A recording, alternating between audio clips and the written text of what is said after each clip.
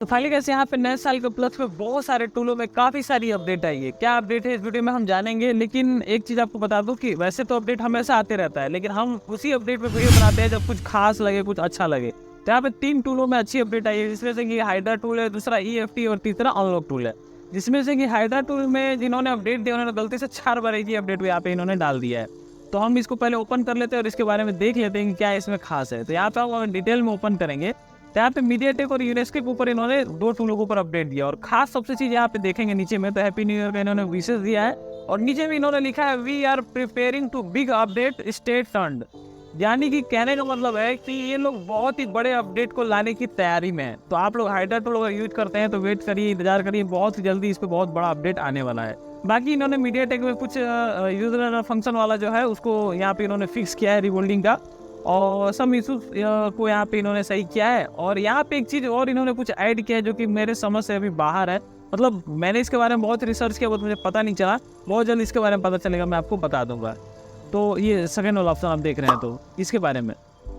इसके अलावा यहाँ पे देखेंगे तो रीडिंग जो यहाँ पे इन्होंने यूनेस्को में दिया है, तो यूनेस्को में हाइड्रा टूल के अंदर बहुत ही कम वो था, मतलब यूनेस्को के ये हाइड्रा टूल थोड़ा सा वीक था अभी के डेट में, लेकिन अभी इस अपडेट के बाद मुझे लगता है थोड़ा सा अच्छा काम करने लगे। जैसे कि यहाँ पे इन्होंने रीड एंड राइट का जो EMI फ्लैशिंग मोड में यहाँ पे इन्होंने ऑप्शन दे दिया है। इसके अलावा BT wifi mac and serial number यहाँ पे राइट करने का फ्लैश मोड और DG मोड यानी कि DIAG यानी कि डायग्नोस्टिक मोड में यहाँ पे इन्होंने दे दिया है। हर जगह पे डायग्नोस्टिक की जगह पे DIAG ही लिखा होता है, तो आप लोग इस चीज़ को समझ जाइए। इसके अलावा यहाँ पे फिक्स सम इशूज़ का यहाँ पे इन्होंने कर दिया है। तो और कुछ नहीं, इसमें बस एक छोटा सा अपडेट था।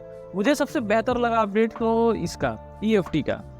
EFT के अंदर क्या क्या चीज़ है चलिए हम देख लेते हैं। तो यहाँ पे चारों अपडेट को हटाते हैं जो कि आज ही की डेट में इन्होंने दिया है, और चारों एक ही चीज़, एक ही अपडेट है, बस 4 बार इन्होंने गलती से दे दिया है।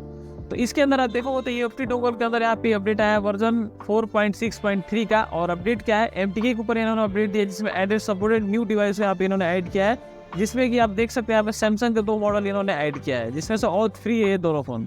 और यहाँ पे FRP रीसेट वगैरह कर सकते हैं।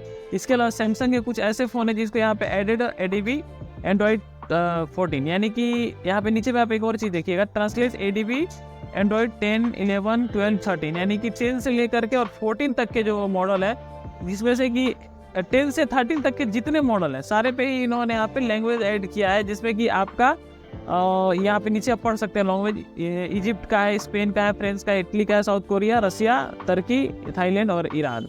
ये सारे ही फ़ोन है यहाँ पे इन्होंने ऐड किया है। और यहाँ पे इस लैंग्वेज को ऐड करने का मतलब ये है कि आपका एडेड ट्रांसलेट ADB, यानी कि जो आपका ट्रांसलेट ADB मोड में जो आपका ट्रांसलेट था वो आपका यहाँ पे इतने सारे लैंग्वेज को इन्होंने खुद के अपने पर्सनली टूल के अंदर ऐड कर दिया। तो ये इनके कहने का मतलब है। इसके अलावा added remove FRP direct MTP mode में आप कर सकते हैं USA फ़ोन को, यानी कि जो US के फ़ोन है जितने भी सैमसंग वाले, उन सभी को आप MTP मोड से डायरेक्ट बिना किसी EDL के, बिना किसी क्रेडिट के, बिना किसी सर्वर थ्रू आप डायरेक्टली इस टूल के जरिए आप एक झटके में उसका FRP बाईपास कर सकते हैं बिना किसी झंझट के, कोई चीज़ की ज़रूरत नहीं है। इसके अलावा यहाँ पे इन्होंने एप्पल का MDM बाईपास दिया है। एप्पल MDM बाईपास आपको पता होगा, जो कि रिमोट मैनेजमेंट भी बोला जाता है। आप लोग अक्सर देखेंगे एप्पल के फ़ोन में रिमोट मैनेजमेंट करके लिखा हुआ आता है। जब आप फ़ोन को गलती से हार्ड रीसेट वगैरह कर देते हैं और उसके बाद से फ्लैशिंग या फिर फॉर्मेट कर देते हैं, तो रिमोट मैनेजमेंट करके लिस्ट किया जाएगा और वो स्टक हो जाएगा, उसके आगे बढ़ेगा ही नहीं, आप चाहे कुछ भी कर लीजिए। तो ये प्रॉब्लम आपको काफ़ी बार देखने को मिला होगा। तो इसके अलावा यहाँ पे क्वालकॉम में आप देखेंगे तो added support new device, Qualcomm में न्यू डिवाइस सपोर्ट किया गया है, जिसमें कि आप इसको डिटेल में अगर जाएंगे तो देख सकते हैं। Added new protocol from device to old loader, यानी कि न्यू प्रोटोकॉल पे ओल्ड लोडर को फिक्स किया गया, जो ओल्ड लोडर थे उसको न्यू प्रोटोकॉल के जरिए तैयार किया गया है। सैमसंग के test point and need EDL cable के जरिए जो बाकी फ़ोन है, ये तो US बेस्ड फ़ोन थे, उनके लिए बताया गया कि किसी चीज़ की ज़रूरत नहीं है। बाकी अदर फ़ोन को भी यहाँ पे इन्होंने काफ़ी सारी चीज़ें ऐड किया है। तो यहाँ पर हम डिटेल में जाके ये सारी चीज़ें देख सकते हैं। यहाँ पे सैमसंग में देखिए, यहाँ पे जितने सारे यहाँ पे मॉडल एडेड हैं, और एप्पल के कुछ मॉडल है, और यहाँ पे सैमसंग के जो टेस्ट पॉइंट के जरिए और EDL केबल के जरिए जो मॉडल एडेड है वो यहाँ पे दिया हुआ है इन्होंने। और इसके अलावा और कोई खास चीज़ नहीं है, जो कि पहले सपोर्टेड है वो सिर्फ चीज़ें यहाँ पे आपको देखने को मिल जाएंगी। तो ये था। और EFT के अलावा यहाँ पे एक और था अनलॉक टूल का अपडेट, वो भी देख लेते हैं क्या है अपडेट। ये रहा अनलॉक टूल। ये कल के डेट में अपडेट आया था, यानी कि न्यू ईयर के उपलक्ष्य में इन्होंने 1 तारीख को अपडेट दिया था। इसमें इन्होंने आप क्या दिया ये देख लीजिए। यहाँ पे SPD के ऊपर यहाँ पे read back, flash down, unlock, relock, boot loader include किया गया है, और read write, erase, partition, any boot mode, यानी कि किसी भी बूट मोड में आप जाके इसका पार्टीशन वगैरह रीच कर सकते हैं। इसके अलावा direct network unlock network for Realme. अब देखिए बहुत सारे लोगों को ये पता नहीं होता है कि रियलमी नहीं कहूँगा, अनलॉक नेटवर्क का, कि नेटवर्क अनलॉकिंग होता क्या है। इसके बारे में बहुत सारे लोगों को नहीं पता होता है कि आखिर नेटवर्क अनलॉक क्या होता है, नेटवर्क अनलॉक होता कैसे है। तो इसके ऊपर मैं बहुत जल्द एक वीडियो लेके आऊँगा जिसमें आपको प्रॉपर तरीके से मैं बता दूंगा कि ये नेटवर्क अनलॉकिंग एक्चुअली होता क्या है, कैसे अनलॉक किया जाता है और ये क्या चीज़ें हैं। सारी चीज़ें मैं इस वीडियो में मतलब आने वाले एक वीडियो में कवर करूँगा और आपको बताऊँगा। तो उसके लिए आप थोड़ा सा इंतजार करिए।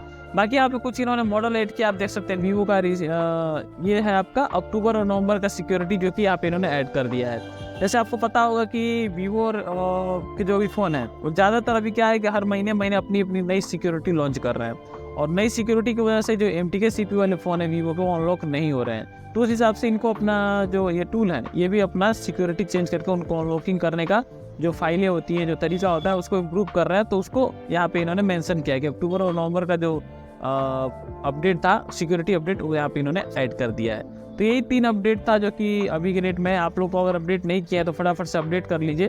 अनलॉक टूल को अगर आप डिटेल पे क्लिक करोगे तो आपको देखने को मिल जाएगा यहाँ पे कुछ मॉडल ऐड है, और यहाँ पे बस यही अक्टूबर और नवंबर में CPU के तौर पे देखिए तो MT 6853 यहाँ पे CPU इन्होंने ऐड किया है, और ये सारे शायद लग रहा है उसी CPU से रन करते हैं। तो ये सारी चीज़ें थी और कुछ नहीं था। ज़्यादातर वीवो में तो अभी सिक्योरिटी बहुत तगड़ी चल रही है, आपको पता ही है, back to back security update आ रहा है। तो इस हिसाब से इन टूल को भी अपने आप को इम्प्रूव करना पड़ रहा है। तो बस इस वीडियो में इतना ही, मिलेंगे किसी और वीडियो में। बाकी आप लोग वेट करिए और नेक्स्ट वीडियो में आपको समझा दूंगा कि ये नेटवर्क अनलॉकिंग वगैरह क्या होती है, बाकी फ़ोनों में नेटवर्क अनलॉकिंग कैसे किया जाता है, क्यों अनलॉकिंग करना पड़ता है, नेटवर्क लॉक होता कैसे, क्या है, सारी चीज़ें डिटेल में हम बात करेंगे और अच्छे से आपको समझाने की कोशिश करूँगा। तो बस इस वीडियो में इतना ही। जय हिंद दोस्तों।